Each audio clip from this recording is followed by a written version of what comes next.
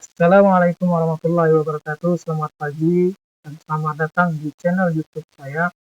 Pada kali ini kita akan membahas tentang testing, commissioning, dan maintenance. A to Z General Knowledge. Sebelum kita melanjutkan ke modul yang akan kami lakukan, silakan subscribe dan aktifkan notifikasi untuk mendapatkan video-video yang terbaru yang kami upload. Terima kasih.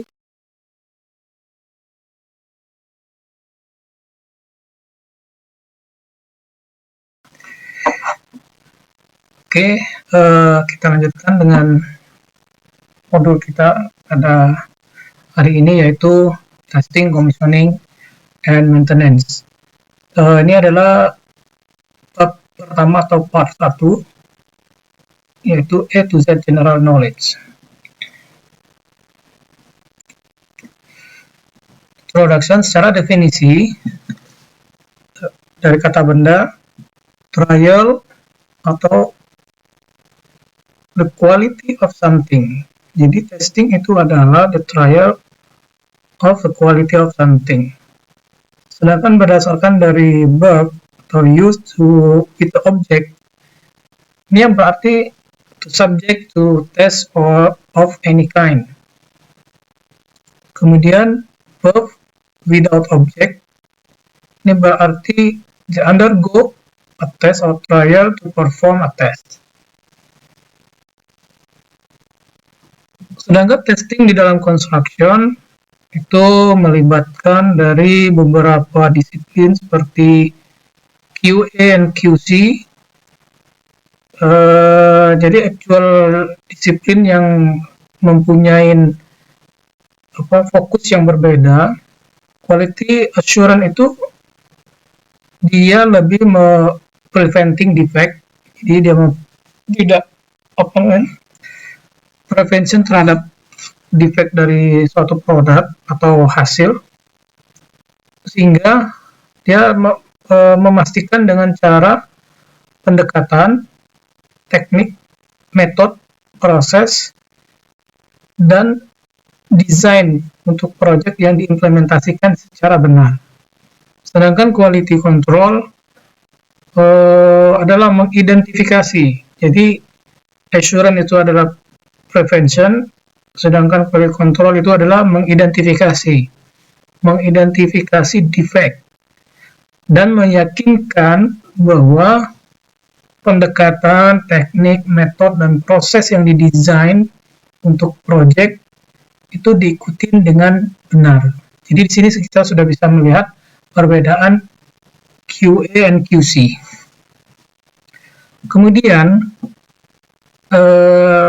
pre-commissioning adalah salah satu dari aktivitas construction yang dilibatkan untuk memverifikasi function operability dari elemen antara sistem yang akan dicapai, sehingga keyakinan readiness untuk commissioning dan saat itu sudah firm, gitu ya.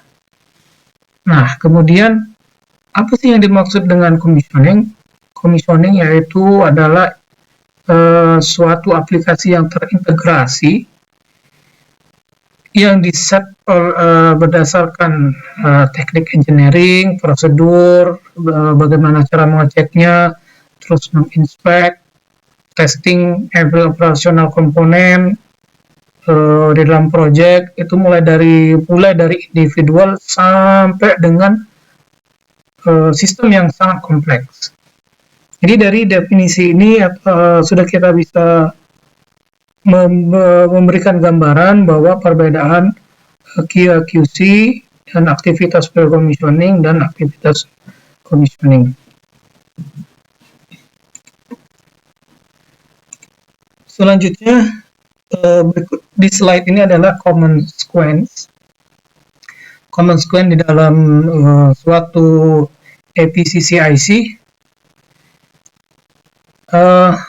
Di awal mungkin teman-teman yang sudah memahami, di awal itu engineering phase, Dari engineering phase mereka akan mendesain apa yang harus dibutuhkan, peralatan seperti apa, kemudian material apa yang dibutuhkan, equipment, dan semua akan di-define di awal di engineering phase atau di feed atau semacam ya di engineering phase. Nah, kemudian dari engineering phase akan beralih ke procurement phase. Di procurement phase ini, engineering dan procurement akan bekerja sama untuk mendefine dan mengidentifikasi peralatan-peralatan yang cocok yang mendekati dengan kualitas yang sama atau dengan harga yang kompetitif sehingga proyek dapat berjalan dengan lancar.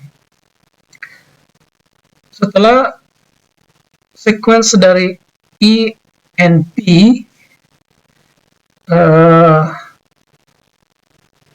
dari PMT, Project Management Team akan mendefine schedule. Nah, di fase schedule ini diklasifikasikan durasi construction berapa lama, kemudian instalasi dan erection itu berapa lama, individual testing itu berapa lama, kemudian integrated testing, dan sampai dengan handover ke klien. Nah, di sini pentingnya tim PMT ya untuk mendefine berapa lama construction itu berlangsung durasi. Nah, dari slide ini dapat kita lihat bahwa aktivitas construction itu land clearing misalnya ya, cut and fill, terus apabila itu sudah layak untuk dilakukan construction, biasanya pada fase ini akan dilakukan yang namanya pembangunan temporary facility. Setelah terjadi temporary facility, kemudian mobilisasi tim yang akan melakukan piling, foundation concrete, steel structure, building, ditch, culvert, and road. Nah, ini kalau kita lihat dari slide, ini adalah non-commissionable, artinya fase di sini tidak bisa kita lakukan pre-commissioning atau commissioning karena ini non-commissionable.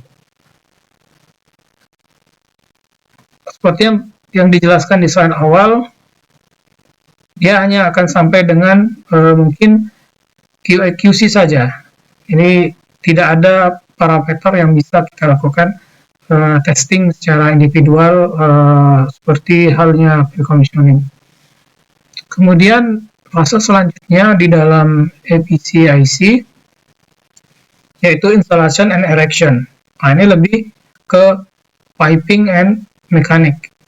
Jadi di sini ada seperti yang kita lihat, misalnya erection dari storage tank, kemudian dari vessel, kemudian erection dan installation piping, equipment package. Nah, kemudian baru akan masuk ke electrical and instruments. Setelah fase yang selanjutnya di dalam fase construction yaitu individual testing atau yang lebih kita kenal dengan pre-commissioning, yaitu di sini akan terjadi multi testing, multidisiplin. QC dia akan mempunyai aktivitas sendiri, terus kemudian pre-commissioning itu akan combine dengan QC tim untuk melakukan testing, dan juga di sini ada testing by vendor, sehingga pre-commissioning team di sini dia akan menjembatani antara orang construction yang di verify oleh QC dan vendor yang telah menginstalasi peralatan-peralatannya di suatu proyek. Sehingga peran penting dari pre-commissioning ini adalah mereka akan menjembatani semua disiplin yang ada di sini sebelum masuk ke fase selanjutnya, yaitu integrated testing atau commissioning. Sehingga peran dari pre-commissioning ini sangat penting pada saat mulai terjadinya instalasi. Idealnya tim pre-commissioning ini sudah berada di site, gitu ya. Misalnya installation and erection itu sudah mencapai 60% dari total equipment yang harus diinstal dan atau direct. Nah, di sini tim pre-commissioning harus sudah mulai, gitu ya, sudah harus mulai. Dan lebih idealnya lagi, tim pre-com dan commissioning itu memahami dokumen engineering di awal, yaitu FEED, sehingga dia bisa memberikan masukan nih. Kira-kira nanti pada saat kita mau tes itu seperti apa. Nah, pada saat di terakhir, mulai dari startup atau ini mulai handover, orang quality assurance akan involve juga di sini. Jadi dia akan bekerja sama dengan orang commissioning karena dia mengassure bahwa semua peralatan yang diinstal itu memiliki spek atau desain yang sudah ditentukan secara dokumentasi yang telah di-approve. Nah, setelah dari individual testing, kemudian integrated testing, di sini ada aktivitas commissioning, terus initial startup, dan mungkin ada kelanjutan dari testing dari vendor. Tentunya itu harus ada, karena dia harus melibatkan fluida yang sebenarnya. Oke. Nah, ini salah satu contoh, yaitu work scope. Jadi bagaimana kita menginterpretasikan work scope di dalam kontrak, sehingga kita tahu timeline-nya dan responsibility-nya ini punya siapa gitu. Misalnya ada satu, kita bagi secara umum ada 5 fase, di mana di fase pertama construction ini all discipline, kemudian di dalam fase pre-commissioning activity itu scope-nya siapa. Misalnya di dalam kontrak scope construction itu sudah jelas pasti kontraktor, kemudian di-assist oleh siapa. Ini masih di-assist oleh subkon yang istilah itu yang menunjang kegiatan dari kegiatan kontraktor. Nah, pada saat pre-commissioning ini bisa saja dilakukan oleh kontraktor dan di-assist oleh subkon. Kemudian setelah dilakukan testing dan firm bahwa construction ini siap untuk dilakukan fase selanjutnya, itu disebut dengan namanya mechanical completion. Artinya di sini akan ada handover dari construction team ke commissioning team, baik itu secara internal ataupun eksternal. Misalnya kalau internal, artinya aktivitas commissioning itu akan dilakukan oleh dari tim commissioning kontraktor itu sendiri, atau eksternal yang akan dilakukan oleh klien. Klien misalnya dicontoh di sini, klien yang di-assist oleh kontraktor. Kemudian selanjutnya apabila commissioning ini sudah berhasil dan dinyatakan bahwa ini layak untuk startup, maka di situ ada namanya fase initial operation atau startup. Ini dilakukan oleh klien karena pada saat di commissioning sudah diambil oleh klien, maka dilanjutkan oleh klien, kemudian di-assist oleh kontraktor hingga sampai dengan komersial atau warranty phase. Nah, ini untuk yang kedua sama. Di sini ada bedanya pada saat commissioning activity, misalnya klien mempercayakan kepada third party on behalf of company, sehingga commissioning akan dilakukan oleh mereka dan diasis oleh kontraktor. Dan yang selanjutnya ada perbedaan di performance apabila si third party ini sudah menyatakan bahwa ini ready for startup, kemudian kontraktor akan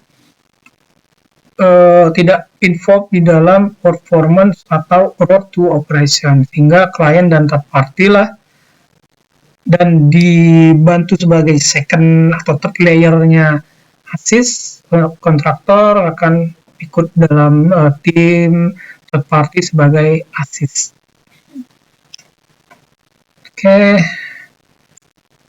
Selanjutnya ini adalah fase secara umum atau masih dalam di work scope.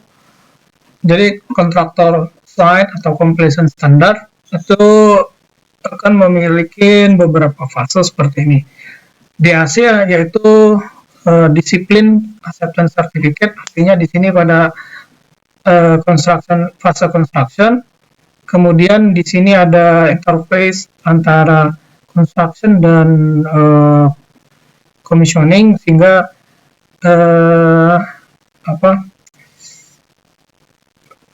istilah itu akan membentuk atau mengenerate punch list A, sehingga apa yang masih outstanding di construction dan itu tidak menghalangi kegiatan pre-commissioning, maka itu disebut dengan punch list A. Tapi punch list A itu harus selesai pada saat fase pre-commissioning hingga mechanical completion.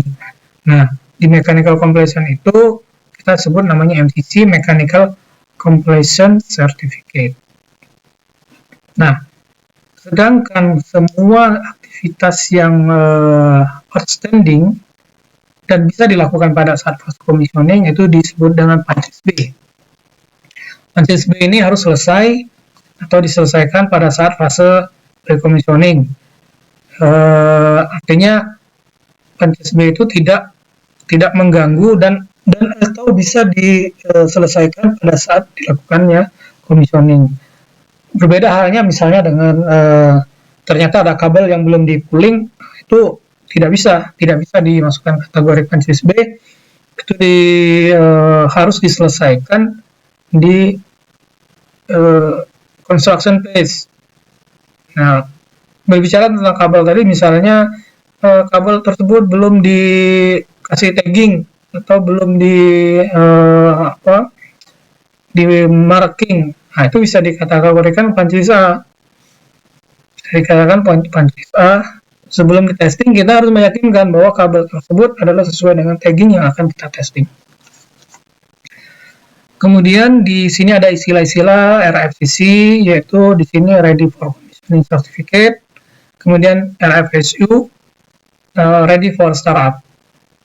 Dan di atasnya ini adalah durasi dari construction, misalnya dari 0 hari, ya nanti akan berapa hari kita harus capai disiplin completion, terus mechanical completion, startup, PAC yaitu Professional Acceptance Certificate. Artinya di sini setelah dilakukan performance test, rata-rata yang untuk industri yang running 24 jam itu akan dilakukan testing maksimum 72 jam. 72 jam setelah startup untuk melihat performanya. Tentunya di sini ada klausul-klausul atau kriteria, misalnya 10 equipment utama itu tidak boleh stop atau trip selama 72 jam. Oke, selanjutnya ini salah satu cuplikan dari workshop di dalam kontrak. Jadi pre-commissioning plan. The pre-commissioning plan is the basis for guideline completion phase construction and construction completion and commissioning. Nah, di sini jelas gitu. Jadi disebutkan It also assists the planning the relevant phase commissioning work completely by vendor including FAT. Jadi factory acceptance itu nanti scope-nya siapa, kemudian juga di sini disebutkan the comments of commissioning program is depend upon the attainment of the construction completion. Jadi commissioning ini akan tergantung dari ini mechanical completion seperti yang disebutkan di awal tadi.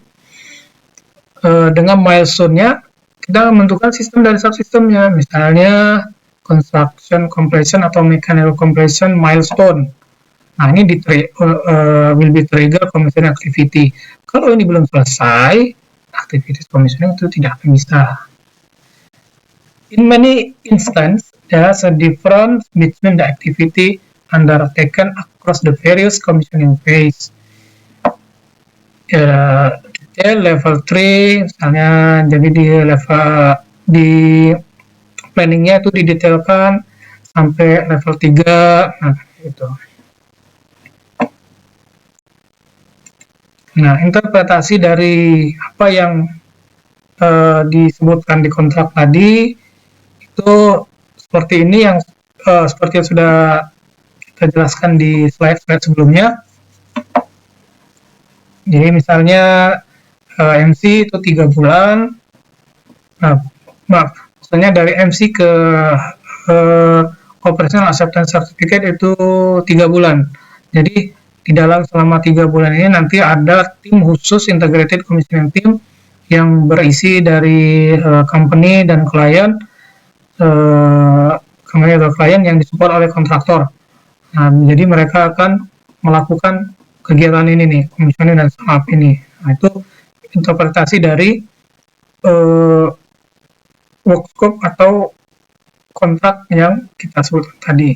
Nah, sedangkan untuk FEC period, misalnya 18 bulan, itu adalah tanggung jawabnya kontraktor gitu. Jadi klien atau third party on behalf of client, mereka hanya sebagai acknowledge atau melihat gitu ya, melihat perkembangan gitu, menerima report, gitu kan. Nah, setelah mechanical completion di sini akan terjadi multi bisnis antara klien, third party, subkon, kontraktor. Jadi banyak yang akan terlibat di sini. Kemudian di sini ada juga di beberapa kontrak itu menyebutkan 24 bulan waranti. Tentunya ini setelah disepakati antara kontraktor dan klien. Jadi item-item mana saja yang termasuk dengan waranti dan non-waranti. Nah, ini saya copy paste yang dari depan, interpretasi dari kontrak tadi ya. Ini ternyata ini lebih cocok dengan yang seperti ini. Kemudian lagi-lagi kita masih di work scope. Nah, work scope ini adalah pentingnya dari peran PMT, Project Management Team, dan Project Engineer untuk menentukan atau selalu melihat progres yang sudah dibuat. Misalnya kita harus komit civil construction itu dimulai di bulan ketiga misalnya. Kemudian civil foundation itu harus selesai di bulan ke-8. Nah, semua civil work itu harus komplit di bulan ke-12. Sehingga pada saat di bulan-bulan selanjutnya itu sudah masuk ke instalasi piping, vessel, ataupun misalnya construction phase di sini untuk yang hal-hal yang berat seperti storage tank, vessel, atau steel structure, ini sudah selesai berbarengan dengan civil work complete. Ya. Nah, sehingga kita bisa menentukan lagi atau melihat timeline kapan sih electrical energize itu karena electrical energize ini adalah sebagai tahapan the real pre-commissioning gitu. Jadi misalnya akan dilakukannya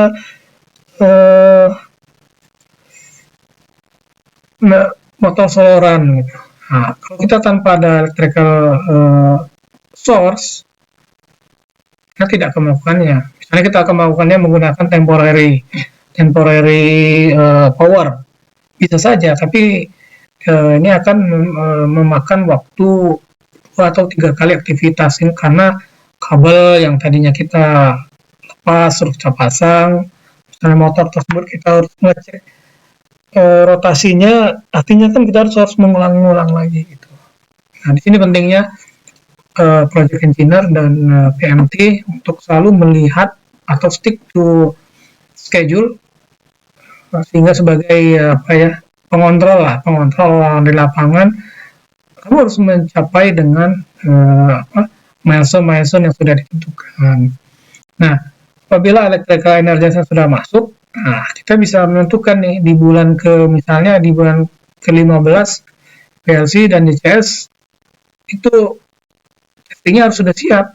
Kalau ini sudah siap, sudah berarti di bulan yang akan datang atau 2 bulan ke depan kita bisa melakukan misalnya loop test, function test, dan di sini bisa kita katakan sebagai mechanical completion. Oke, kemudian kalau ini sudah kita tercapai, ini tentunya fase commissioning itu akan lebih gampang gitu. Karena kita sudah menyelesaikannya in advance gitu ya, di depan gitu. Oke. Nah, ini kita sedikit bicara construction activity, misalnya tadi kita udah singgung sipil, yaitu piling, foundation, building, terus road, culvert, bond wall, fence, dan lain-lainnya. Kemudian construction yang berhubungan dengan steel structure, pipe rack, shelter, power package, misalnya platform, dan banyak yang lainnya. Mechanical itu erection storage tank, ini biasanya lebih awal berbarengan dengan civil activity ya.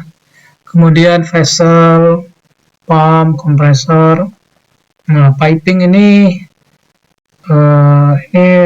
apabila fasilitasnya sudah tersedia, mereka akan mulai masuk ke pipe atau pipeline erection dan reinstep.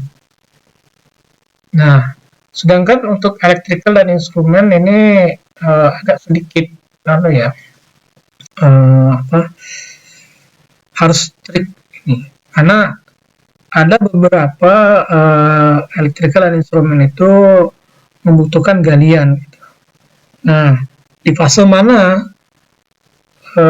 electrical pada saat tying cable atau pulling cable itu mereka sudah masuk gitu dan tidak saling mengganggu dengan kegiatan sipil. Nah, ini penting sekali karena banyak di beberapa proyek antara sipil dan E&I ini akan selalu terjadi konflik gitu ya, terjadi konflik dalam penentuan lokasi underground kabel. Itu kadang dia mengganggu ekskavasi dari kegiatan sipil. Kemudian construction activity ini bisa dilakukan pada saat painting, pada saat construction atau setelah gitu ya, atau continuous gitu ya, continuous. Kemudian di pre-commissioning activity ini kita bagi dua, jadi prior to energize sama post to energize. Nah, di sini kita bisa lihat prior to energize, misalnya hydro test, blowing, cleaning, flushing, dewatering. Ini aktivitas yang tidak membutuhkan electrical secara continuous. Kemudian post to energize, yaitu seperti kita feeding high voltage, medium voltage, low voltage ke main bus bar di substation. Kemudian kita testing transformer, UPS, terus lighting test, terus load. Kemudian yang memerlukan electrical yaitu DCS, energize, fire and gas testing and test, ESD, loop, dan package, running test equipment, dan purging and leak test. Nah, di sini bisa kita lihat secara matriksnya, misalnya pipeline. Untuk flow line itu bisa dilakukan order test ini di mana? Oh, ini prior to energize. Kemudian nanti nitrogen purging bisa setelah di sini atau pada saat commissioning. Jadi dari simple matrix ini kita bisa melihat kapan sih kita harus melakukan precom yang prior to energize dan post to energize.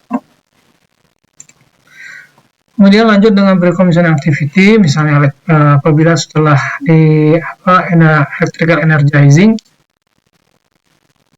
di sini ada electrical dari misalnya di desainnya itu dari high voltage, kemudian down to medium voltage, low voltage, testing for generator, emergency power, UPS, dan UPS DC. Nah, ini bukan suatu hal yang fix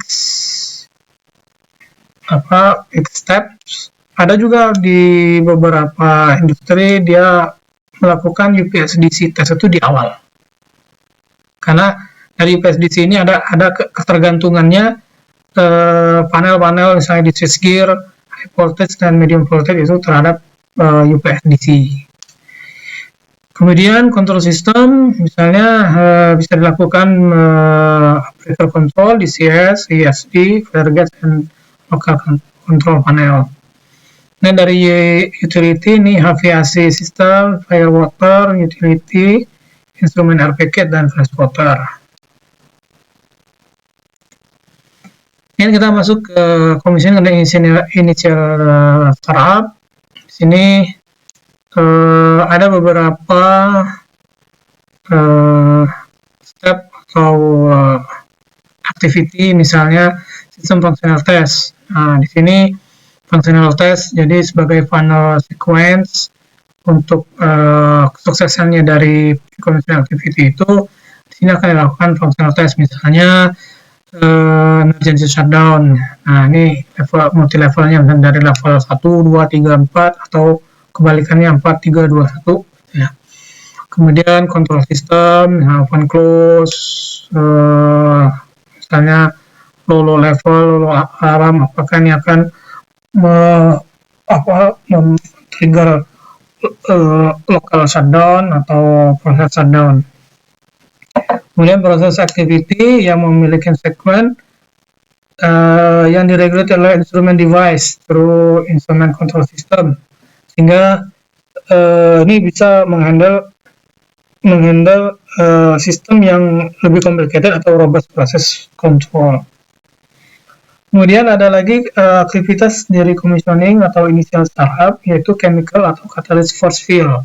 Misalnya dalam suatu sistem dia harus kita sediakan chemicalnya, maka ini adalah main purpose. Jadi harus kita lakukan lebih awal gitu ya.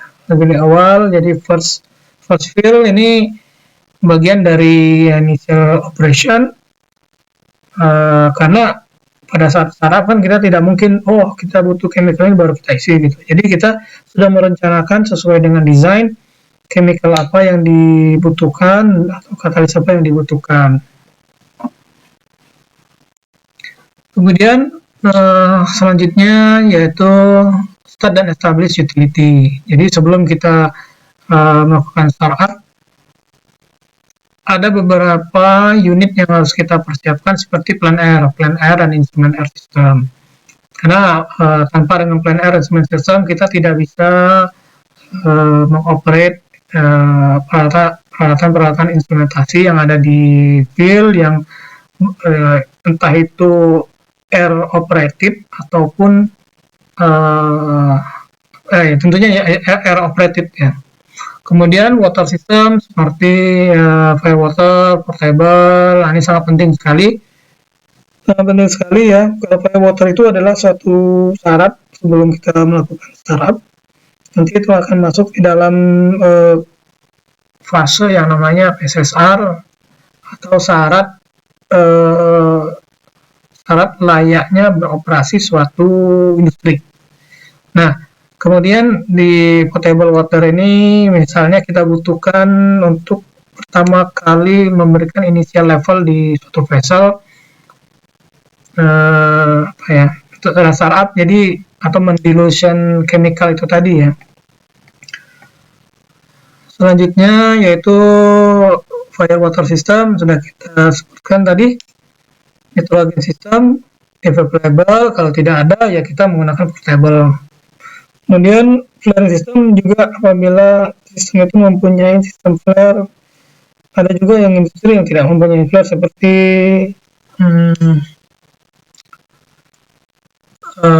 tank terminal gitu ya. Storage itu yang atmospheric storage itu tidak membutuhkan flaring system atau dia hanya membutuhkan atmospheric venting. Kemudian closed door system ini sama halnya biasanya ini ada di oil and gas company, kemudian open drain system juga. Nah, kemudian blanket storage tank system. Ini tergantung dari kategori atau dari kebutuhan dari proses tersebut, apakah dia misalnya volatil atau di daerah itu tuh masuk dari kategori yang red zone sehingga dia tanknya harus di blanket gitu ya.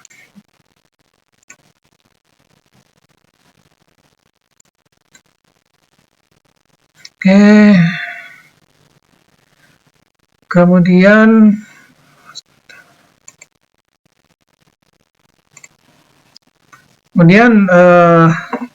sini startup and establish process utility. Ada juga beberapa industri yang memiliki heating system yaitu menggunakan hot oil. Ini juga harus di start sebelum kita menerima produk gitu ya. Ada juga ini khususnya di industri migas yang menyediakan refrigerant system, terus chemical injection ya. Nah, selanjutnya start dan establish proses. Ada juga di industri migas yang memiliki asid gas atau sour gas. Maka unit ini harus dipersiapkan dahulu gitu. Jadi acid gas removal sistemnya itu harus di-establish. Sudah di-establish, kemudian dehydration sistemnya juga. Kemudian metering. Nah, ini biasanya di industri migas ya yang menghasilkan lebih banyak gasnya atau combine antara minyak dan gasnya. Selanjutnya startup dan operation atau dilanjutkan dengan performance test. Pre-startup safety review atau PSSR yaitu pre-startup atau ini aktivitas yang harus dilakukan antara kedua party, kontraktor dan company. Dan tidak menutup kemungkinan ini akan di witness dari third party sehingga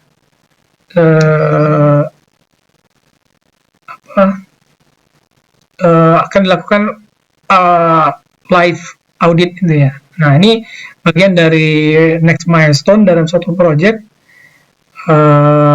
untuk menentukan apakah fasilitas ini siap untuk dijalankan atau di startup.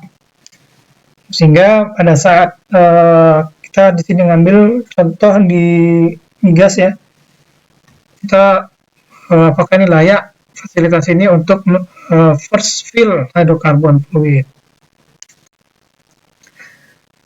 Nah, seperti yang tadi kita sebutkan, ini juga bisa dihadirin oleh third party atau dari government representative untuk melihat readiness dari facility sebelum dioperasikan.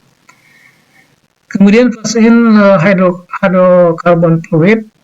Jadi first in or startup ini aktivitasnya flowing ya, jadi flowing hidrokarbon dari sumbernya itu secara gradual sesuai dengan prosedur atau arahan dari engineer yang telah memberikan guidance gitu ya. Tentunya di sini multidisiplin engineer atau ada tim yang khusus yang akan meng-guide operation yang akan melakukan startup. Sehingga biasanya dia harus mencapai di minimum tendornya 40%. Nah, dari 40% ini mereka akan melakukan observasi apakah ini sudah sesuai dengan desain ataukah belum gitu. Tapi apabila ditemukan ketidaksesuaian bukan berarti bahwa facility ini gagal ya. Jadi mereka akan mengobservasi sebagai data-data atau proses parameter selanjutnya yang untuk dirubah. Oke. Nah, jadi basic knowledge untuk menjadi commissioning itu pertama kita harus mengetahui secara general requirement-nya itu basic process engineering. Nah, based on expertise, misalnya operator level dulu, jadi mulai dari bawah, field, kemudian forum, kita misalnya bisa langsung jump ke supervisor, superintendent itu lebih bagus, atau misalnya sudah langsung di level engineering, nah ini harus memiliki kecerdasan yang luar biasa ya, karena praktikal dari operasional itu tidak didapatkan dari bangku sekolah atau dari buku-buku, jadi harus benar-benar terjun dan mengetahui ya, karakter dari operasional seperti apa. Kemudian ini untuk berkomisioning itu ada juga di posisi manajernya level. Selanjutnya maintenance ini akan saya singgung sedikit. Selama di fase ini maintenance tidak terlalu banyak perannya, jadi perannya itu lebih ke preservasi preserving condition atau di situasi state being preserved gitu ya. Nah, jadi dia juga maintenance ini akan mengasis operation, jadi proses itu to keep something in good condition. Nah, disinilah perannya mereka yang mulai dari awal hingga sampai dengan decommissioning, mereka akan selalu bekerja sama dengan operation. Makanya ini disebut dengan operation and maintenance. Oke, demikian presentasi dari kami. Mudah-mudahan bermanfaat. Dan kami akhiri. Assalamualaikum warahmatullahi wabarakatuh.